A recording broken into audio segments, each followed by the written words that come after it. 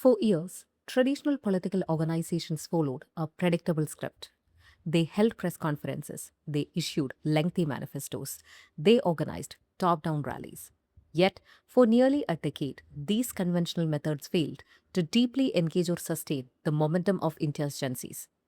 Then, in just days, a single internet joke achieved what institutional opposition couldn't.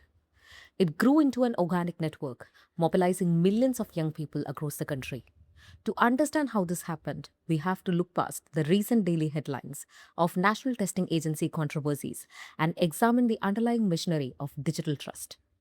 Why did satire succeed where traditional systems failed? First, it radically lowered the barrier to entry. Joining a traditional political campaign requires a heavy, long-term ideological commitment. It carries a structural weight that independent, pragmatic young people often reject. But interacting with a satirical idea requires nothing more than a shared laugh, a single click, or a quick share. Satire seamlessly meets Gen Z exactly where they already live, on decentralized messaging and social media feeds.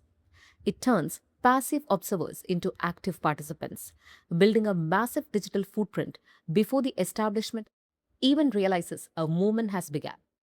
Second, satire completely strips authority of its most potent weapon, the power to demean. When institutional figures dismisses an entire generation, traditional systems respond with predictable, loud outrage.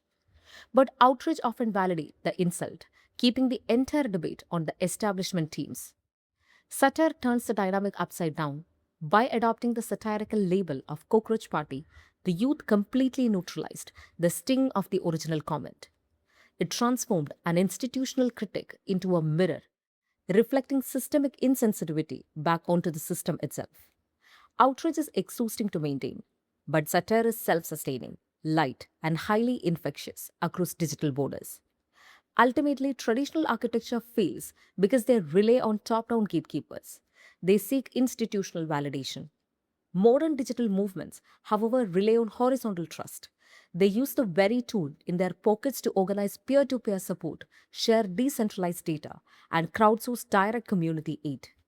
The internet joke was never just a joke, it was a highly sophisticated organic framework designed for a hyper connected generation.